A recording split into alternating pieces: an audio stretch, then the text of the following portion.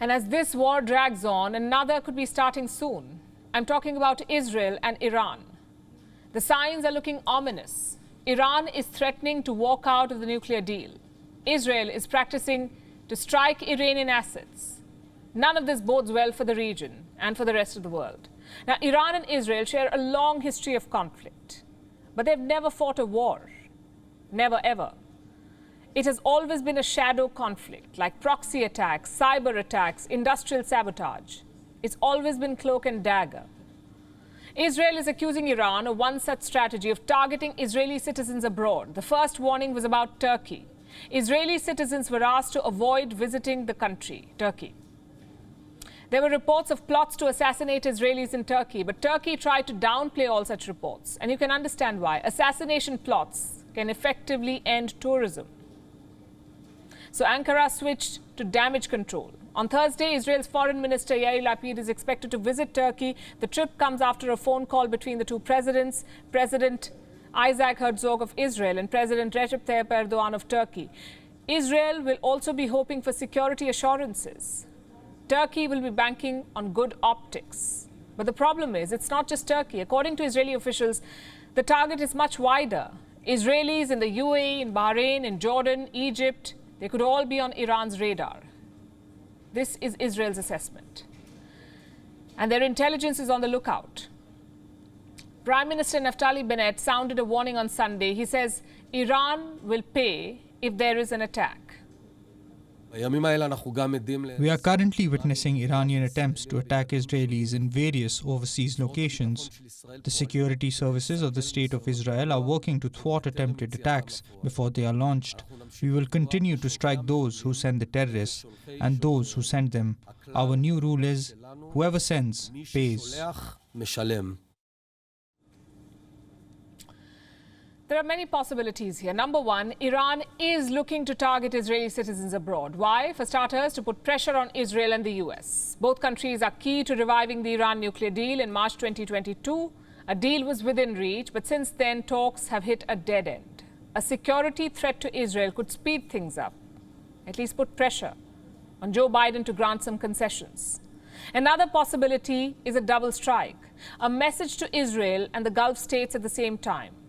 Just look at the countries on Israel's warning list. Turkey, Bahrain, the UAE, Jordan, Egypt, all of them have normalized relations with Israel. So this threat could be a message to the Gulf states.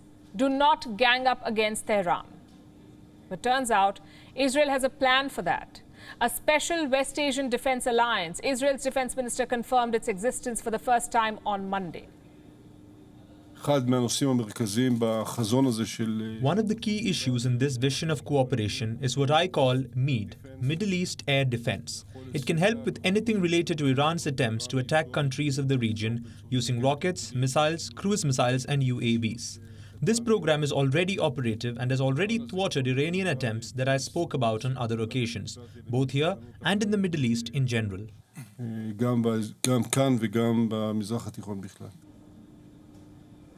Now that is big. Israel and the US are building a defense system in West Asia. And who is using this system? Not just Israel, but some Arab states too. Benny Gantz did not confirm which Arab states were part of it, but he did say some Iranian attacks were thwarted. So clearly the battle lines are drawn. Iran on one side, Israel and the Gulf states on the other. But there is also a third possibility here. And this is the possibility. Israel is bluffing about the threat to its citizens. They need a pretext to raise tensions with Iran, possibly strike Iran's nuclear assets. And what better excuse than a threat to its people? Like I said, it's all cloak and dagger. Both countries have a history of such shadow wars. But at what point does the shadow retreat?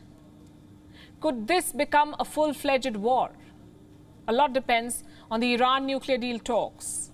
As of today, there is no progress. Tehran says they're ready to strike a good deal, but on one condition. The United States must grant some concessions. Basically, they want two things. Number one, remove the Iran Revolutionary Guard Corps from the foreign terror list. And number two, assurances that the US will not leave the deal again, like they did with Donald Trump. Joe Biden has refused to give either.